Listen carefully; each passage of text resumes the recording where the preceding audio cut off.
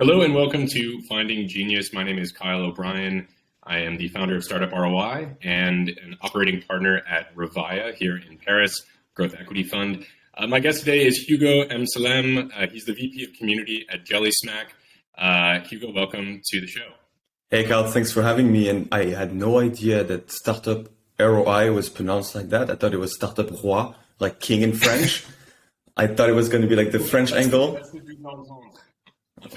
That's exactly why I created it, and all of my American friends call it Startup ROI, and all of my French friends call it Startup Walk. But really, it's a little play on words. So I'm glad you picked up on that. Like that's cool. Well, thanks again for joining. I'm particularly excited about our conversation today for two reasons. One is we have a lot of overlap in our interest in community building and growth via community. And the second is we had lunch together last week, and I know that we get along and we have a lot in common. So I'm just excited to dive in and have a fun conversation. 100%. What I thought would be a good place to start is a little around your personal background. You've been in the tech sector for quite some time now, been involved with some pretty instrumental organizations here in Europe. Can you talk about how you got into tech, why you got into entrepreneurship, investing? Maybe start from the beginning.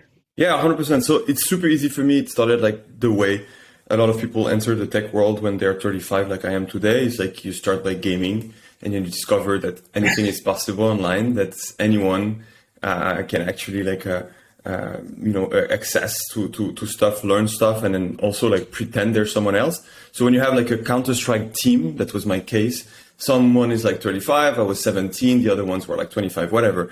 You have access from small towns. That's usually the story there. Like from small towns in France, you have access to the whole world essentially, or like at least the like Europe. I was playing with Swedish people, etc.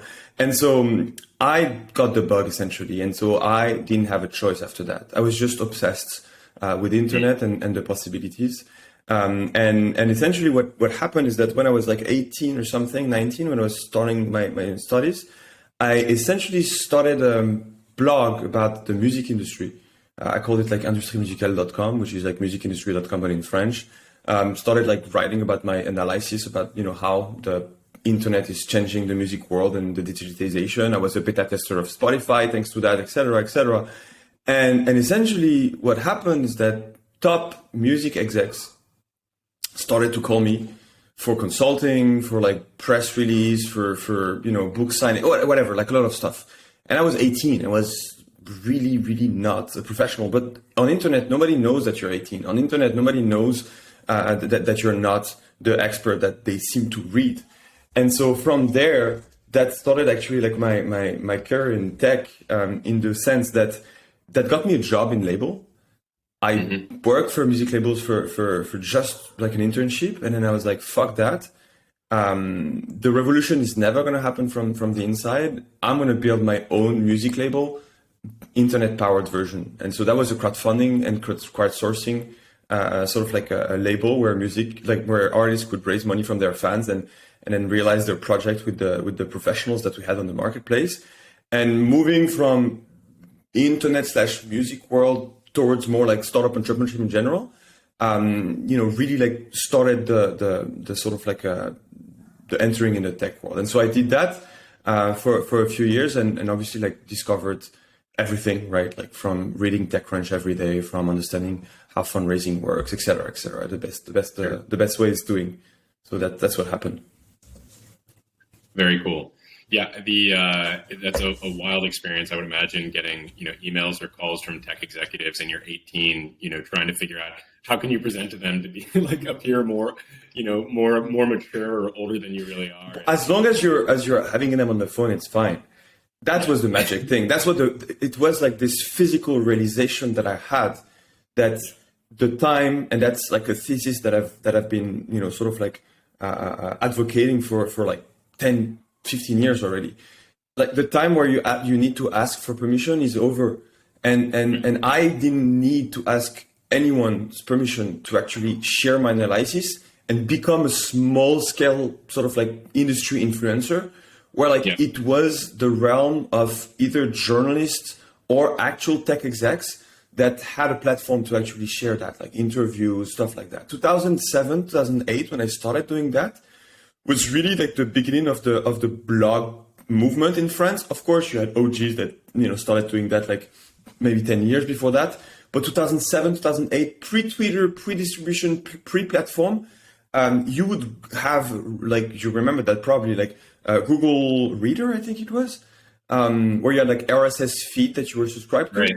Yeah. And there was like a handful of blogs that on each industry topics that you could have access to. And so the doors were wide open. And for me, that realization that like the doors are wide open and that like I have as equal of chance to become like an industry influencer than like a music exec, if my content was good and my analyses were right, that just shifted my brain. And that's why I never left internet in general, because for me, this is like the permissionless realm. And I just love that shit. Yeah. I was telling you the other day, I had a oddly similar experience where I sent a note on the contact us button on rapgenius.com back in 2012 or something, expecting never to hear back. And the next morning I got a call from one of the founders. And the next thing you know, I was living in Malibu, California, working with rappers to verify them on the platform and teach them, how to share and build community around their lyrics and their songs. Awesome. And so that for me was like a baptism by fire, and also an early taste of what it could be like to start a business in the tech world, the kind of anything's possible mentality that you mentioned, and I haven't looked back since. And even with Startup Roi, I'm going to like pronounce it like that. Even with Startup Roi, like because tech now is hot, even in France, it's really hot. A lot of kids, ambitious ones, want to build or join companies where like 15 years ago, 10 years ago, even 5 years ago, it was not cool to be a startup founder. When I built my first company, 2010, you would go to parties, you would talk to girls and be like, hey, I'm a startup founder. And you'd be like, oh yeah, you don't have a job. Now, if you say you're a startup founder, which is like too many people are saying they're startup founders because that works, it's cool, right? And so I think that for you starting Startup Roi, the bar is quite high now because a lot of people want to share their analysis. So a lot of people want to become VCs or stuff like that.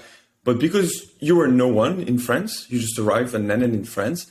And then like you wrote a few articles, they were cool. You reached out to people in a smart and like careful way.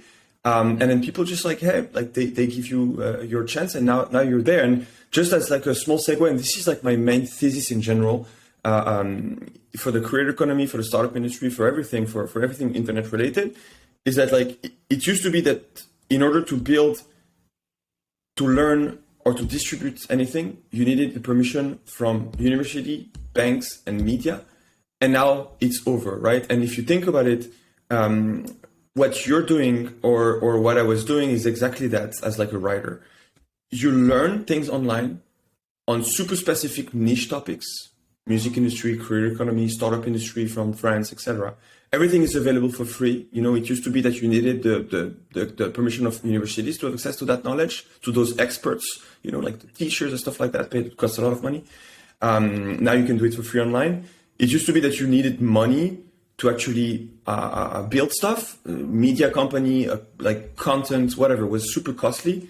So you needed the permission from banks. You needed to like, look cool and be like, okay, and now like anything is available with like a MacBook or just like a fucking normal Google Chromebook that costs like $200.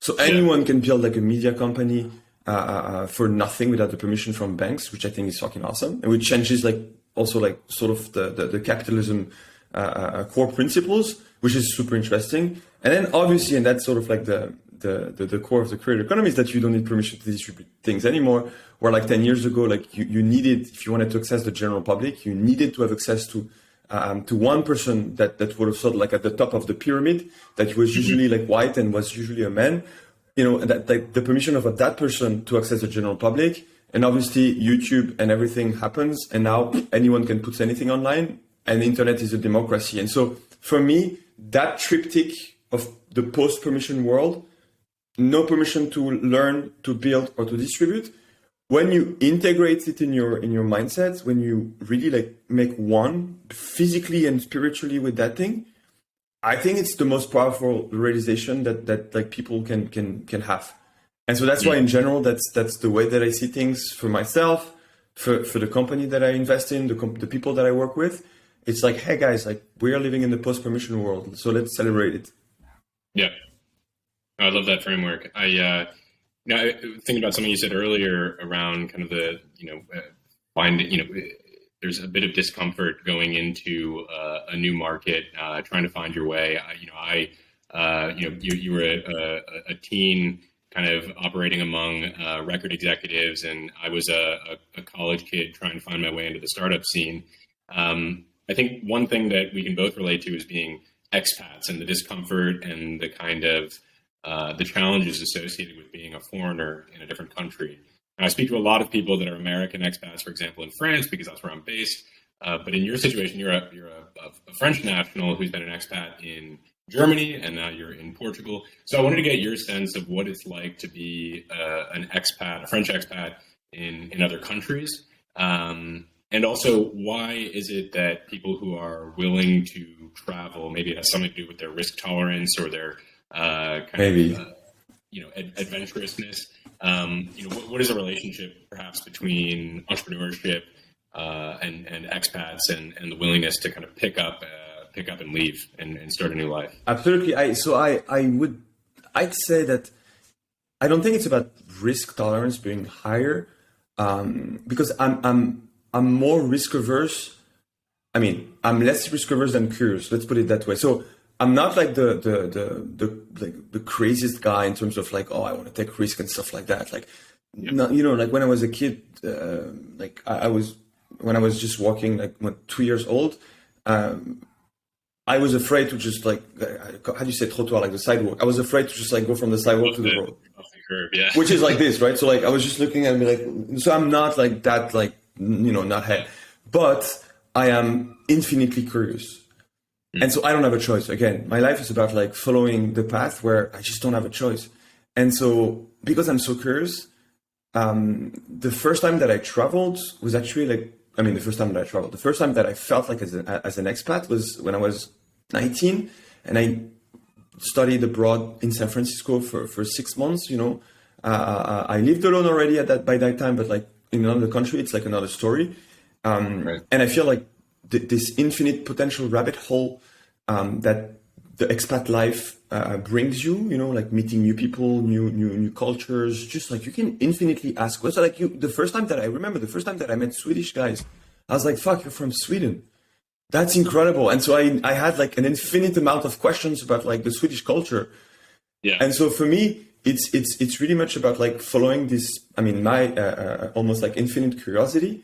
And then also, and I think that's potentially something that a lot of people can relate to sometimes. So I'm like a mixed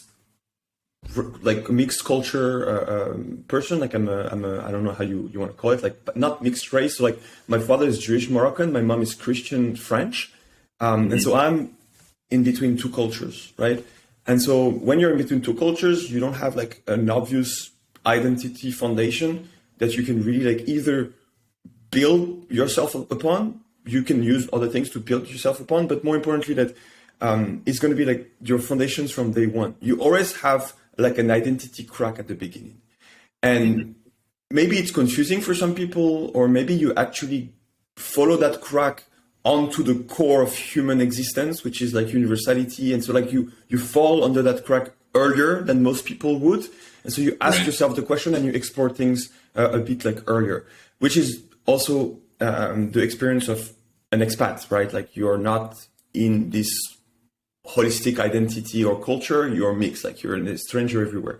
And so for me, really like having that multicultural background plus that infinite curiosity made traveling, exploring, jumping on a plane to like change cities and live somewhere else for a few years, it made it quite easy, or at least again, quite like obvious that I had to do that. And so that's after that, like that, sort of like helps you deal with a lot of uncomfortable situations, because you have always more upside than downside, because you just don't have a choice. So yeah.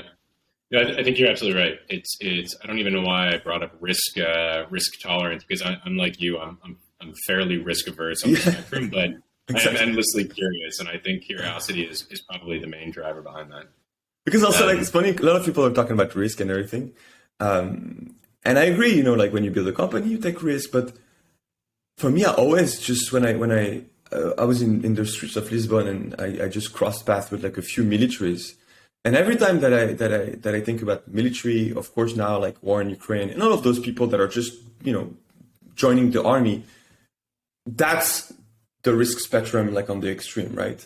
And so wherever yeah, I am or wherever we think we are in the entrepreneurship thing, I always relate this, to that. Because all people when they're building your life company, isn't on the line. exactly. Your life is on the line. You're raising money at like 10 pre, like now, like in the blink of an eye. And more importantly, like the entrepreneurs, they usually compare themselves to like people with stable jobs that are not taking risks, that are blah blah. Okay, fair enough. But like compare yourself to the military as well. So like you can actually have like a balanced version of what it is to actually take risks. Yeah, I think that's a wise assessment. So I want to move on to kind of the core early phase of your career, at least publicly speaking, in the family. So for those watching, the family is an incubator, accelerator, a VC to a degree. If I'm not mistaken, they kind of combined. They kind of synthesized all three of those aspects of the tech world, and they were primarily located between Berlin and Paris. Yeah, it started And in Paris big time. Like that was the sort of like yeah, the bed of the family. gotcha. So maybe I'm familiar, kind of from a distance, how they operate and how they've been instrumental in building kind of tech culture in Western Europe. Obviously, there's been a little bit of controversy lately that we don't need to get into. Obviously, this was a while back when you were there. Can you tell me kind of about the glory days, so to speak, Yes, of 100%. like, what it was like, what was the approach, and what was your role there? Yeah, so essentially for me, I met Usama, Nicola, and Alice before they started the family.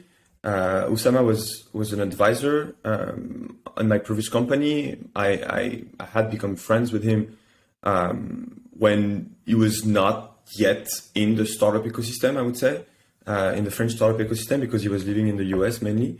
And I met Alice like at the camping, and Nicola from other friends that like in the music, from the music business actually. And so when they started the family, I was supposed to be initially like a founder with my company, being part of the family. And then my company died. And so I just essentially joined the family, like, part of the funding team. And the basis of the family was really simple. And I resonated with it a lot because I was a founder in the French tech ecosystem before the family existed. And it was essentially the family was trying to solve the problems that I had, right? Which essentially were those ones. It was not cool to build companies. No one knew how to build companies because a lot of people thought that startup entrepreneurship was just like regular entrepreneurship. So just to give you an example, I was part of the Sciences Po accelerator. Sciences Po is like political science school in France. So let's say that, it's not the most obvious place to actually like get incubated if you're building a company. And the mentors that we had, I remember there was an amazing guy that built like a huge company. He was selling socks. He was not selling socks online. He was selling socks. Like the guy was just, like a great, like a socks entrepreneur.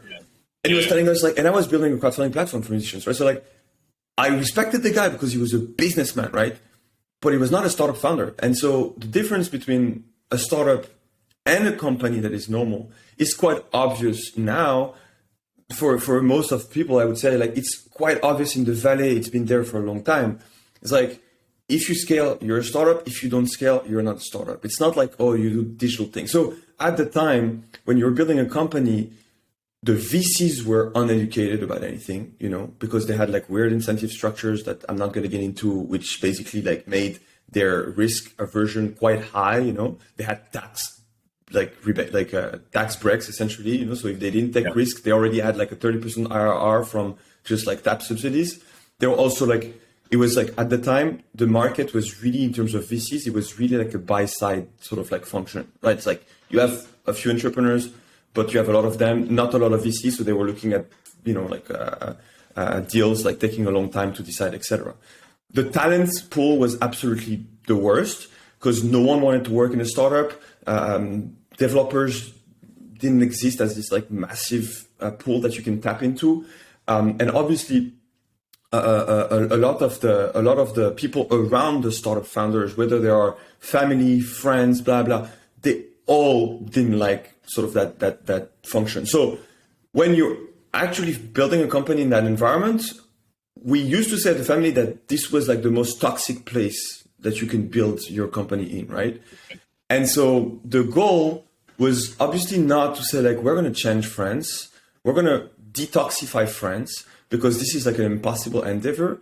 The goal was to say, we're going to create the family as this place that was a physical place, but also as this mind place, right? Like with a lot of content, where when you're a French entrepreneur, that you are struggling with your local environment, but you don't really know why. And so you're sort of like in the woods. When you see the family, you'll be like, this is the place that I want to be. So we were just going to recreate a bubble of healthy environments in the French ecosystem. So then you increase your chances of success, by 1% with a lot of different things like best people, best lawyers, best deals, best everything. And so at the beginning of the family, this was like just oxygen in the startup ecosystem, and it just brought a lot of people in, right? So we would just say like, hey, we're not going to do an accelerator because this is an American solution for American problem, right? So like, which is at the time trying to optimize for demo day, etc. We don't even have angels and VCs for demo day. So let's not do a demo day. Let's just do like a rolling thing where you enter the family and you never leave, because you never leave the family, like they say. And so we did that, and we started having this sort of like strategy of content, community, and then sort of like mentorship or infrastructure, A lot of videos, like we were organizing a lot of events. We recorded those events in videos and we pushed it on our YouTube channel. YouTube just took care of the distribution. And because a lot of people liked it and we made millions of views on long form tech content that is not fun, that brought in a lot of the people that were like, I like that vibe, that applied to the family, that either got in as like a startup founder or got in the ecosystem, right? Like, oh, you're a cool lawyer, or you're going to work with our company. You're cool. So like a family, like an extended family with cousins and stuff like that. And so that was really the foundation of the family. Let's build a community of people that like each other so much that they're going to do irrational things for one another. Yeah. I like that. I want to kind of double click on the content and community piece. Something we've talked about before is leveraging content and community to build a bigger presence than you really have. So for instance, early on, you were a very small team, and later on in the kind of history of the family, you were competing against, other VCs that came into the market, other accelerators, other communities that were either better funded or well staffed. So can you talk about what your event strategy was, how you appeared bigger than you really were? Yeah. Something that often comes up is kind of the Paul Graham saying of doing things that don't scale and then identifying what works and figuring out how to automate that. So I know that you did a bit of that. Can you talk a little bit about that? So let's put it that way. At the beginning of the family, what we did weekly was organize private workshops for founders, organize public events, and organize private dinners. Like we had like just YC, right? Like YC, they have like, I think it's the Thursday dinner or the Wednesday dinner every week. Mm-hmm. We were just doing that, but like, without like this batch format. So just all the time, right? So like for at least two or 3 years, every Thursday we would organize, like host a dinner at the family. What I mean by that is that the core of the family is the curation of people. So in order to have a highly curated group of people that are involved, you need to have people flow that goes beyond that. You need to have like a super high top of funnel people flow. And in my opinion, and that's, I built this infrastructure. In my opinion, the best way to have amazing people flow is to offer amazing people that you curate a platform so they can shine.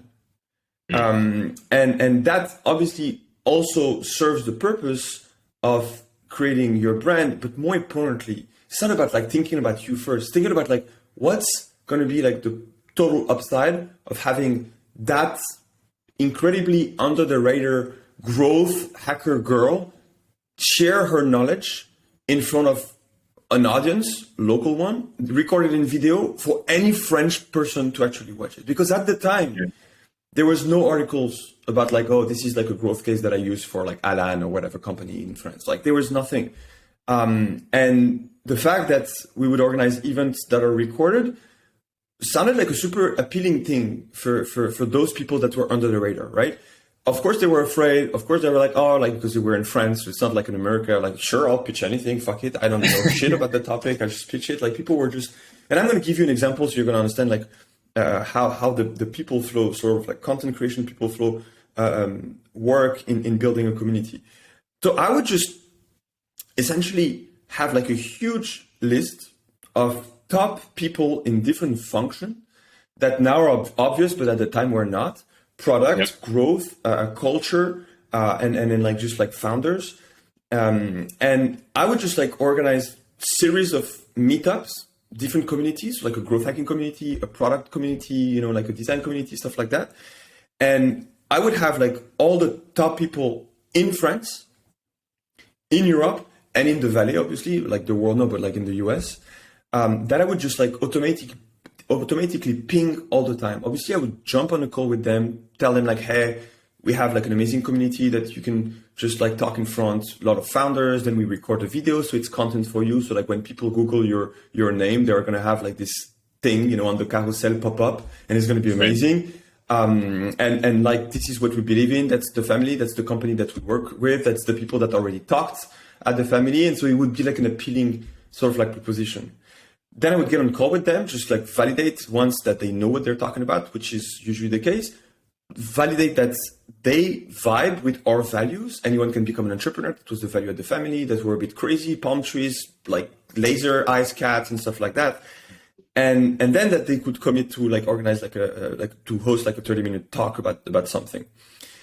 That allowed us to scale our sort of like community acquisition of like top highly curated people by like 100x. Why? Because once you have someone that you contacted so they can talk at the family, either they accept, they give a talk, they have a positive experience, you follow up with them, and then you invite them in everything, you know, like, oh, cool dinners, like come, or like we're gonna do like a breakfast for like CPOs of the French tech ecosystem or the Berlin tech ecosystem. Come, oh, we have like a company that like, you know, is building an amazing thing that sounds like it's your vibe.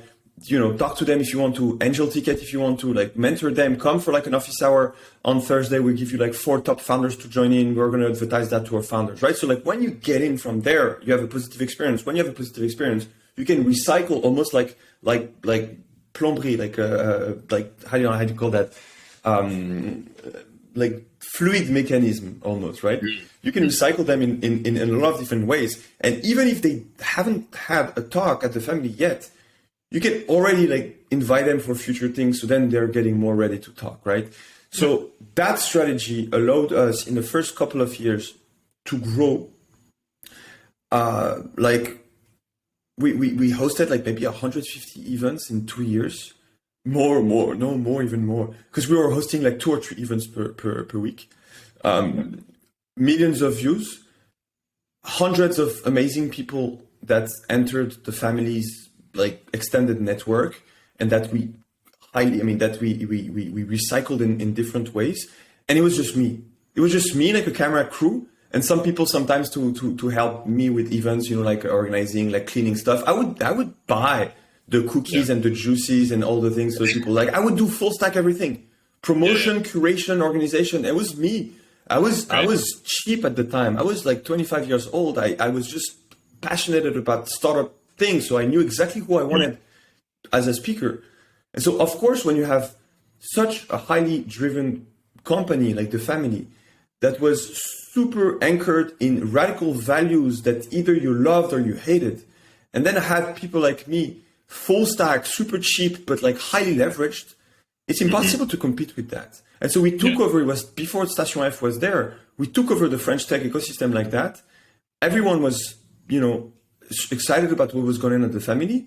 And that's obviously like the honeymoon phase where everything was right? Like that happened for us. And that was glorious, is that we were at the center of everything. Yeah. Well, it certainly speaks to your drive and your passion, but I think it also speaks to the power of storytelling. I've been reading up a lot on how to build a brand and how to get people together. There's a great book called Get Together that was written by a couple folks that I read it. You probably read it. They talk about the story of me and the story of us and finding shared purpose. And it sounds like you did that by like hand selecting and curating a group of people that had a shared interest, but diverse backgrounds and perspectives.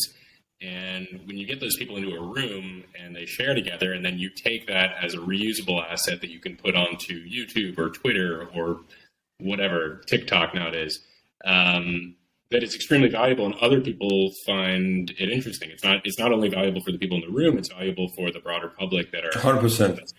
And then they want to get involved, and it becomes this flywheel for growth. So I want to talk about events in the context of COVID. We're hopefully kind of on the brink of moving back into life as normal. But we all have become somewhat adjusted to teletravail, work from home, and Zoom meetings and calls like this. So where do you see, there's certainly a line where it makes sense to do something remotely. Other times, I think there's tremendous value in meeting in person. I'd call with someone this morning for the first time. We'd met a number of times over Zoom, but there was an instant, like kind of 100% personal connection and new level of trust that we had just by virtue of meeting. So how valuable do you think it is to still meet in person? What is your forecast for events and community building? Moving out of the COVID era? I think this is never going to go away for obvious reasons, right? But one of the things that I see happening is sort of like now, like with remote work, a decorrelation between work life and private life, in a sense where like when at the family we were hosting all of those events, it was an amazing excuse for someone that was, like just a weird kid watching videos and trying to build a company from his home.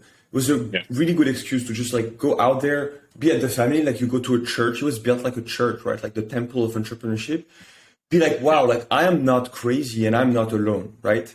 That's the value of physical spaces, is to realize not intellectually, right? Like when you're on the Reddit community, you're like, oh yeah, I'm not alone. But like, you don't feel it from your guts. You're like, I'm still alone in my home.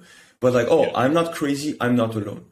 Other people like that are sharing the same intuitions that I had and put the right words and the right framework to actually unlock my full potential. So that type of events, the dinners, that's what made our business, because you can create trust. You can create like sort of like a soul in the game, where you're involved. You give your full sort of like body and soul to a community, not just like, I'm on Zoom, I leave and that's fine. No, like you're physically there. So I obviously think it's not going to happen. What I see though is that there is the correlation where a lot of people now are like, hey, I'm going to have my work life being high intensity, low touch Zoom meetings, top of funnel. I can have way more Zoom meetings that I can have per day than like meetings.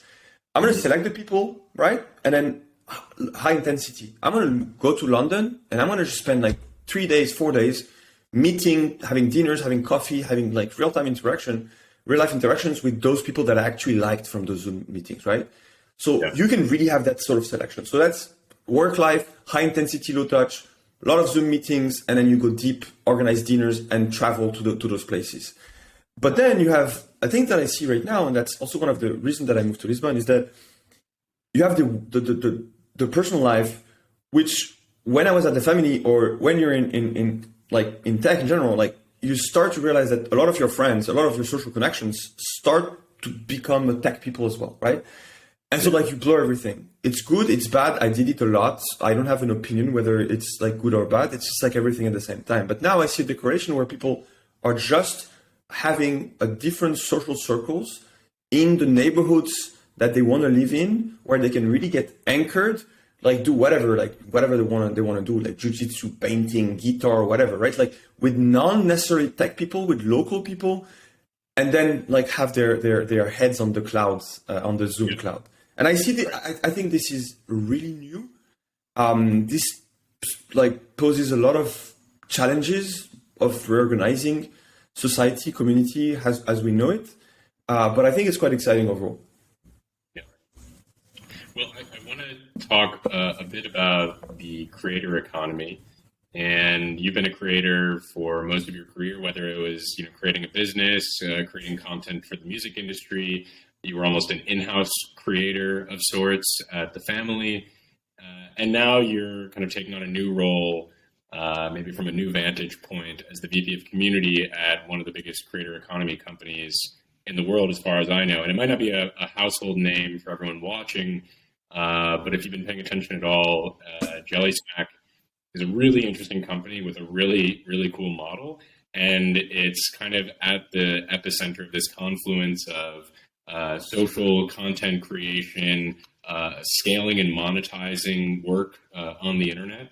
So maybe as a primer, you can give a little background on Jellysmack as a company, how it operates, the business model, and then we can talk some more about what that means for you as the community leader there. Who are you meeting with? Yeah. What are the cool people you're meeting? And 100%. So the funny story is that I initially wanted to create a festival with the family, and the thesis of that festival was to put on stage the startup founders and the creators, and show the next generation, the Gen Z, that those are the two kids of internet, and that's what you can do when you leverage internet. You leverage code, you build a startup. You leverage media, you become a creator. But in both ways, you can scale yourself permissionlessly, right?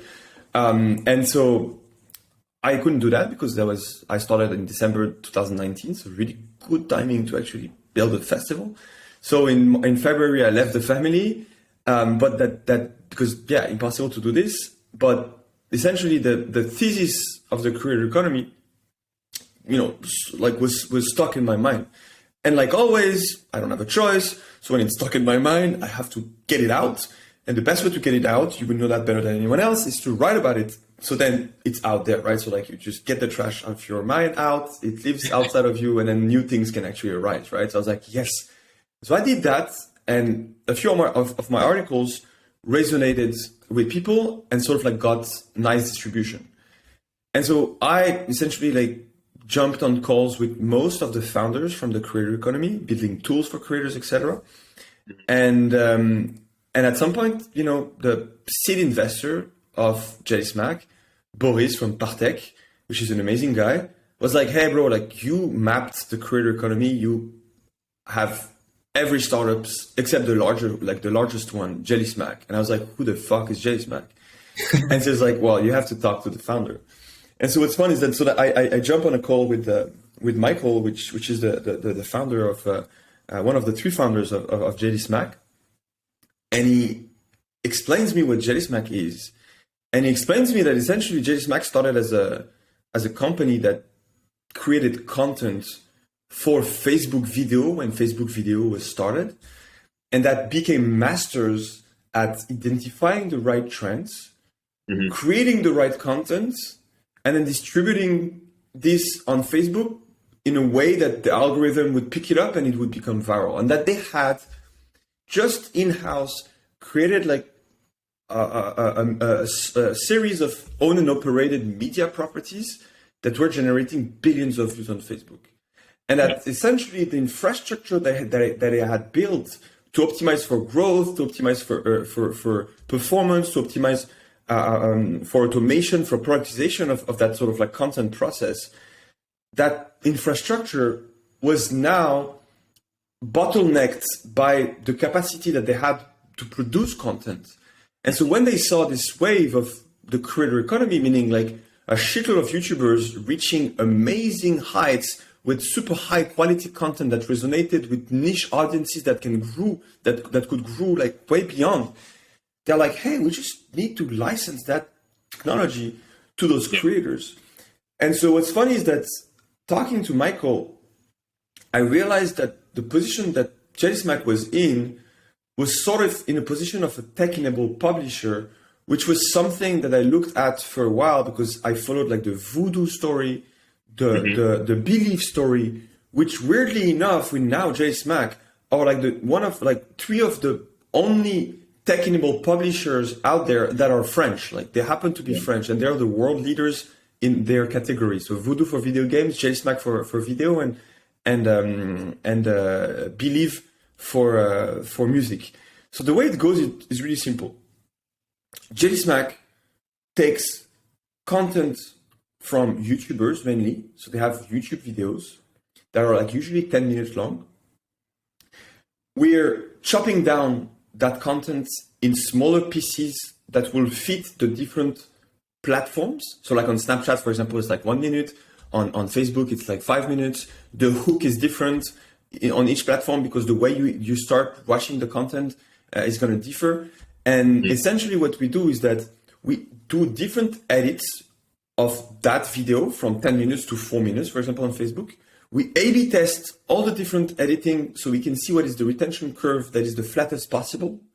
Yeah. And then we will also put performance marketing, paid acquisition on those video platforms.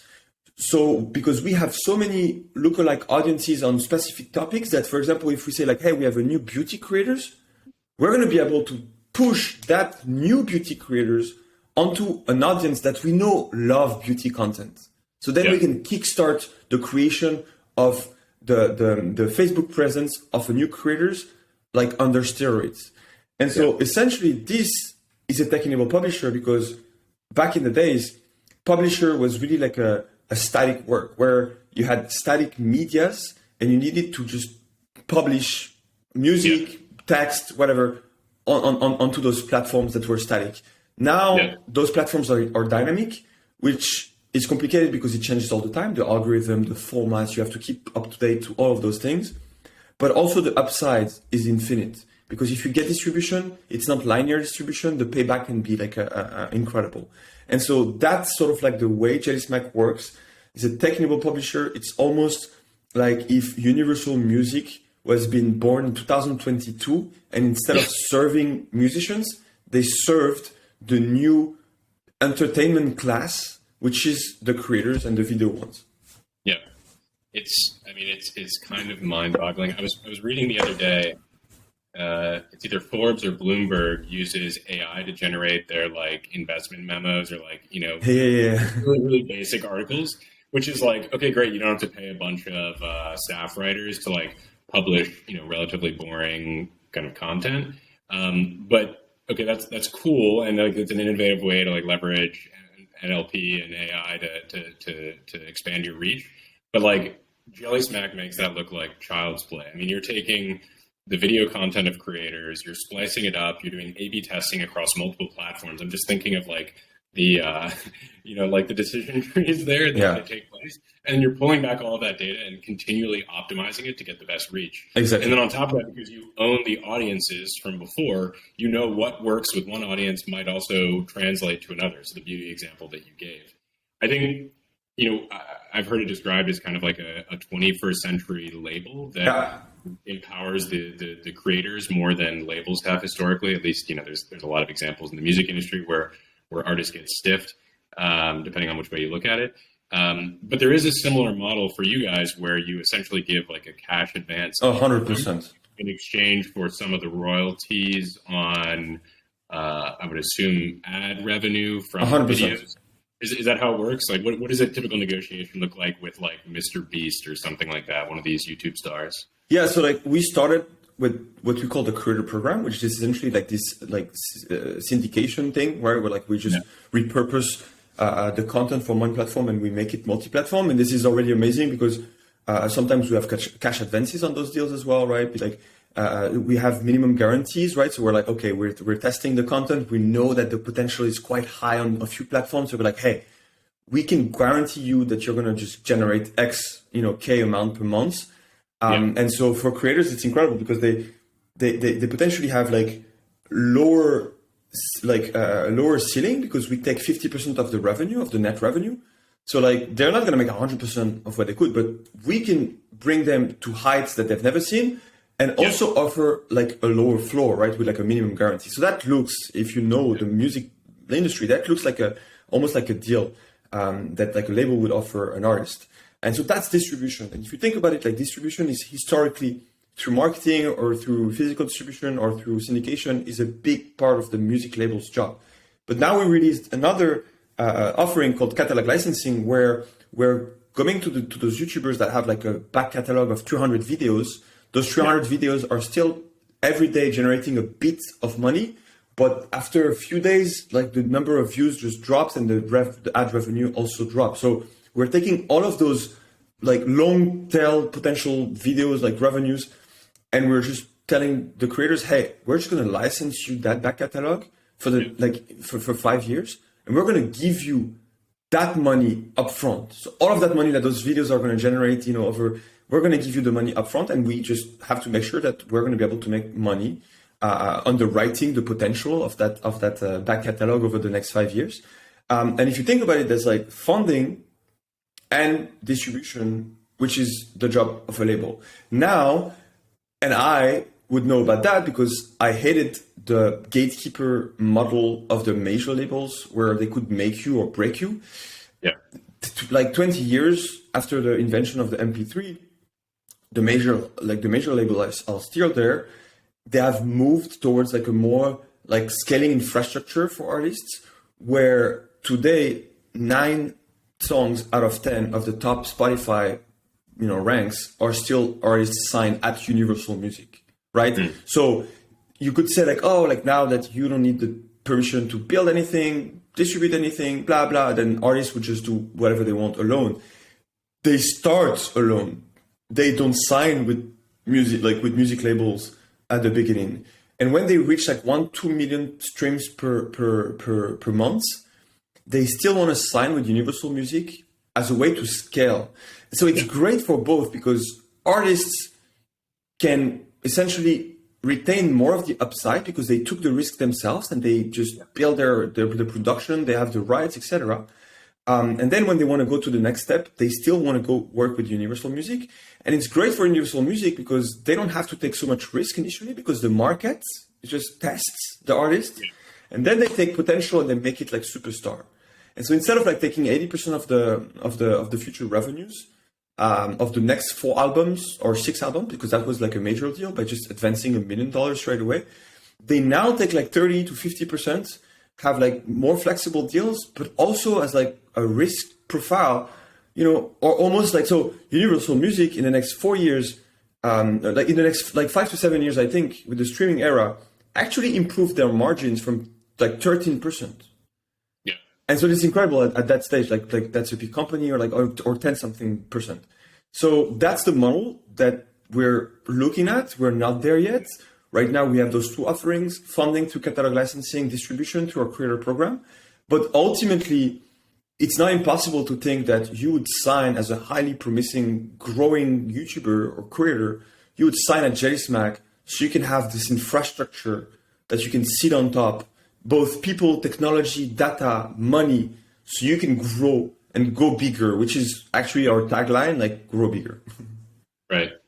That's there's interesting parallels between kind of the music industry, the creator economy, and like a traditional startup. So if you think about it, 20 years ago, when the infrastructure that you just described wasn't there, A&R was kind of the gatekeeper for finding, the next hit musician, for example.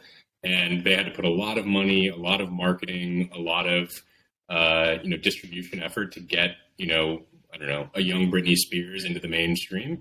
And they probably did that 100 times and only 1 or 2 of them worked out. But it's kind of the power law situation in VC.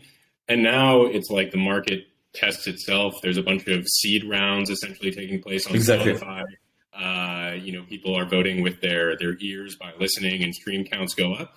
And then you have a lower risk profile and the ability to, look at performance. It's like in a Series A round, you look at cost of acquisition cost and lifetime value. Here you look at number of streams over time and the growth of your audience and that kind of thing.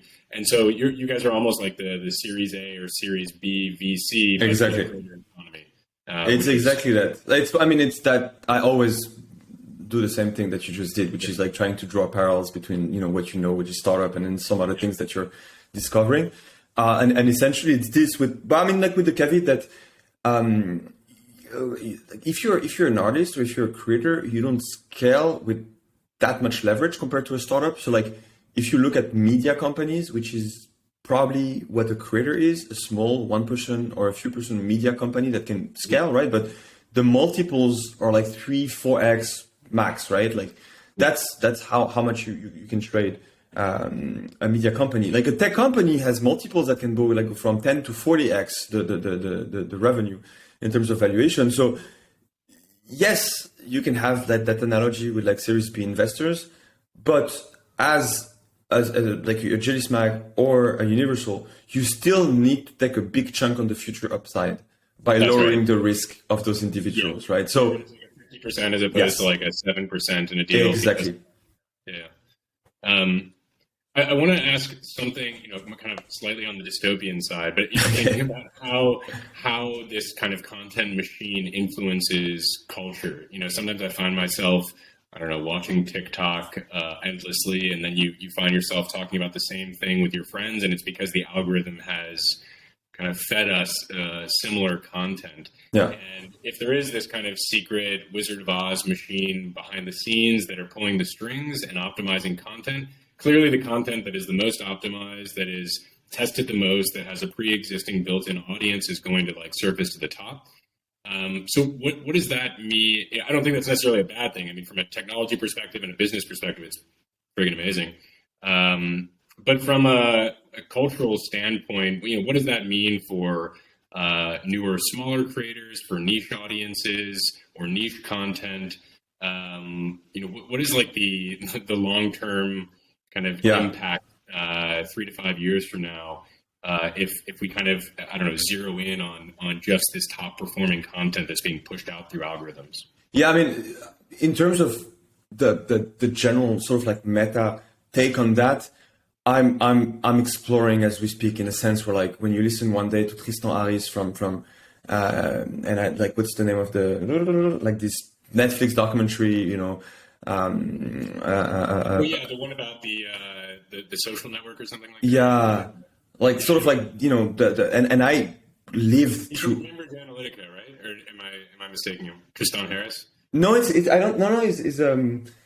I don't remember. So he watched it. He created this famous, and I forgot the name. So the social dilemma.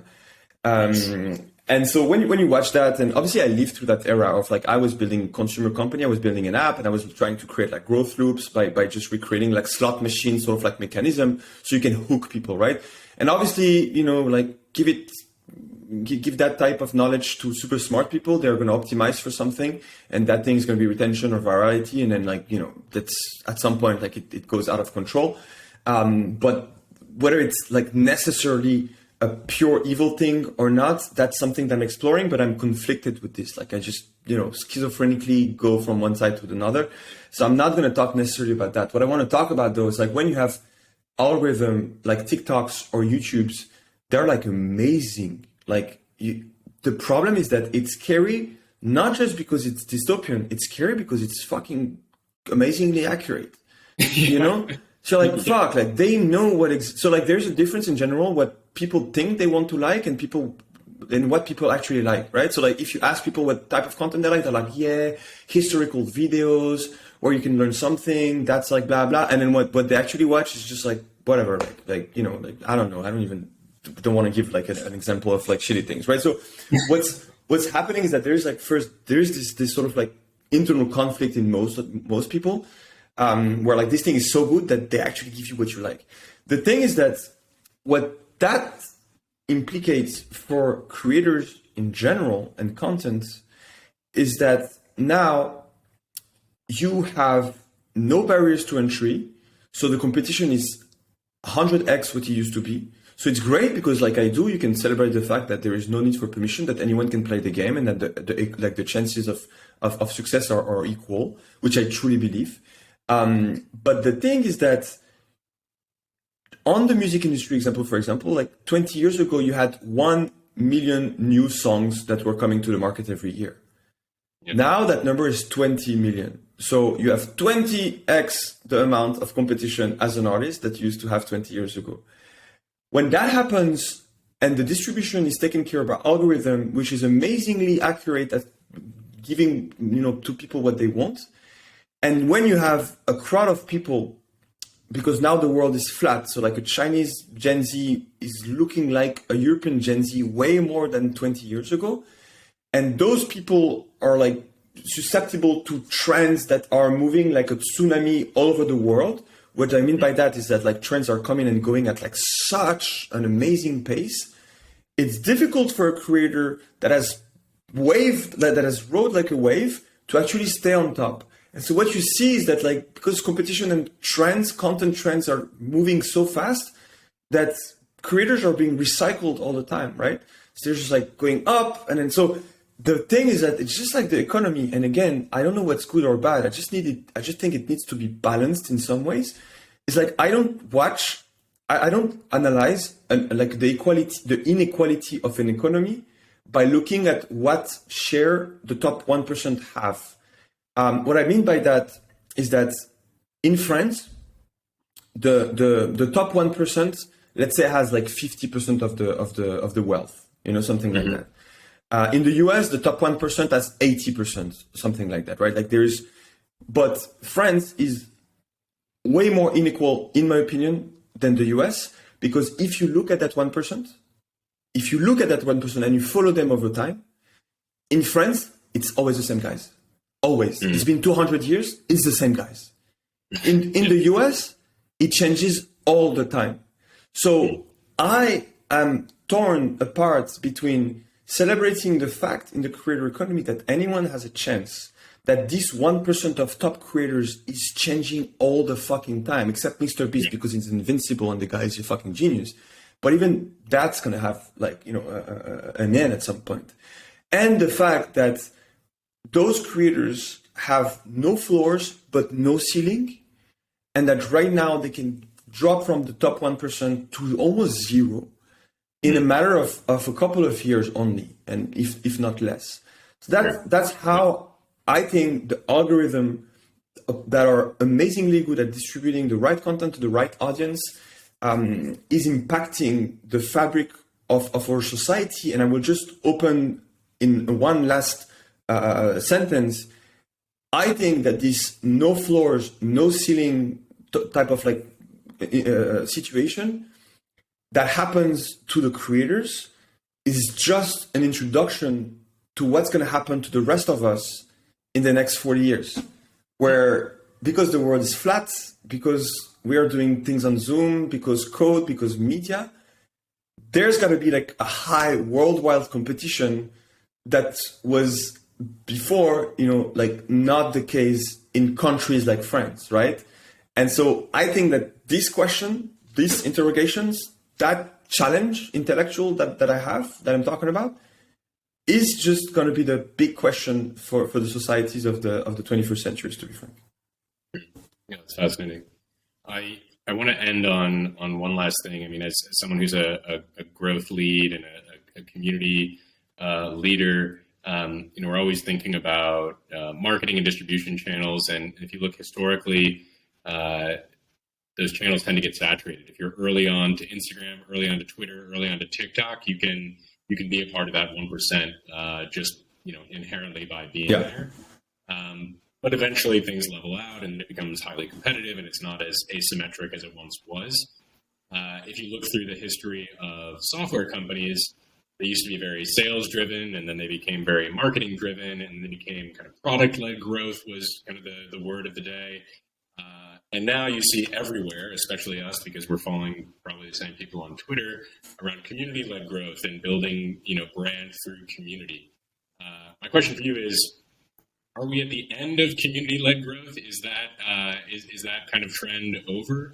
And if so, what is the next stage of what is the next channel for kind of a unique distribution? Yeah, I think there's three trends that are like underlying this, and I literally sort of like thought about those three underlying trends as you were asking the question. So it's a really rough thought.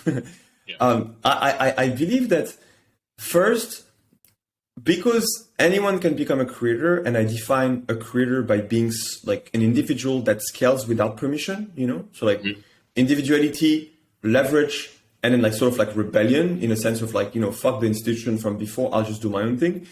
Yeah. Then any company that has stakeholders, users, investors, employees, whatever, right, also has access to a pool of individuals that can scale in terms of audience. So then community building makes a lot of sense. What I mean by that is that if you do like, how you call it in the US, like Tupperware as well. I mean, that's probably like an English word. Tupperware.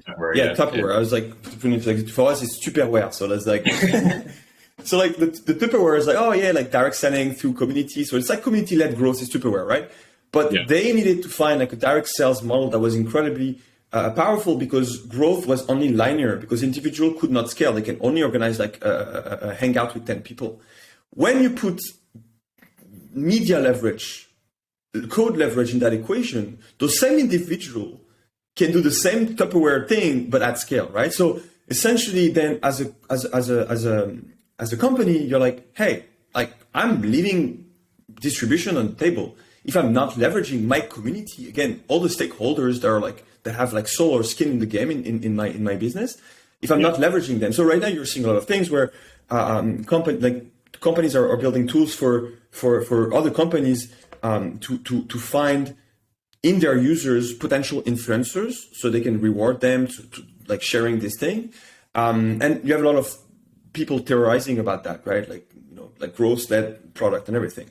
One of the only thing that I think on the other trend that this is sitting on is the fact that now, like with iOS 14.5, the ability from company to scale paid acquisition in a super targeted way has been diminished by half, right? So in order to get the same paid acquisition leverage on Instagram or Facebook, you need to pay at least like, I don't know, like twice the amount of money, because you cannot target, you have to just spread, and everybody wants to scale. And so right now they're like, hey, like, can we use creators and influencer marketing, like they say, at scale, so we can actually, like find another channel that is less expensive and is also highly effective, because people want to follow people and not brands, right? So there's like this second trend that be like, hey, like this is also like a form of community, because those creators have community, the community enters our community, et cetera, et cetera. And then the third trend, I think, that underlies like, that is behind sort of like community renewal. And I think one of the trends that makes it sure that this is not a fad, and that community-led growth, whatever you call it, like community exploration as leverage, will never end, is that essentially people are lonely. The statistics are incredible. The millennial generation, our generation, is the first one that takes this wave in front. The generation Z, like Z, is just gonna be impacted even more than us. 1 out of 5 millennials declare that they have no friends in the Western world. 3 out of 5 millennials declare that they feel lonely often or all the time. So what I believe is that we've been giving incredible leverage, and that's something, if you listen to me, like that is quite obvious that I celebrate. We've given incredible leverage to individuals, so they can be like, they free themselves from the old industrial world institutions that are starting to get outdated, right? So amazing leverage. You're an individual. You can order food. You can order a taxi. You can move from one place to another, Airbnb, whatever. Like, you're the sovereign individual, like they say, right? The thing is that when you do that, and when the market enables those people to be sovereign individuals, it has also a downside, is that in the meantime, you're destroying every institutions that used to sit on top of individual as something greater than those individuals alone, that we used to call communities, like neighborhood, like religions, states, and so like unions, all of those things, right? Those are the institutions, the community institutions of the 20th centuries, and we're destroying them to rebuild something better. But in the meantime, people are lonely. People are not, like, individuals have been atomized to the individual level, but people are not just economic entities, they're also spiritual entities. They're like social beings, and they are craving for those new pillars of identity, for those new physical experiences to actually belong to something greater than themselves. And I will finish on thought with this. I think that spiritually, the movement that any person goes through is a movement that starts with coming back with yourself, right? It's like introversion, understanding yourself, meditation, yoga, whatever you call it, right? But is never gonna be fertile if it doesn't go into this next phase, which is forgetting about yourself, right? And this is like breathing in and breathing out. I think that right now, as a society, for better or for worse, we've been going back into ourselves, only thinking about ourselves too much. And now that we've destroyed all the structure that allowed us to actually forget about ourselves and have this sort of like cycle, people are craving that type of things again. And especially with the lockdown, it's been sort of like a conscientization of that need, of that core human need that we've been deprived for a while now. And I think now we're starting like a renewal of community, because people are craving it consciously, and so that will fuel. That would be like a third pillar that would fuel this sort of like a community trend for the next 20 years. Mm. Well, here's to rebuilding community from scratch. I really appreciate you taking the time today. Really fascinating conversation. I had a lot of fun, and I look forward to seeing you next time you're in Paris, or maybe I'll come down to Lisbon and we can. That would be a great pleasure. That was a pleasure. Thanks again for the invitation. That rocks. Yeah, absolutely. All right, take care.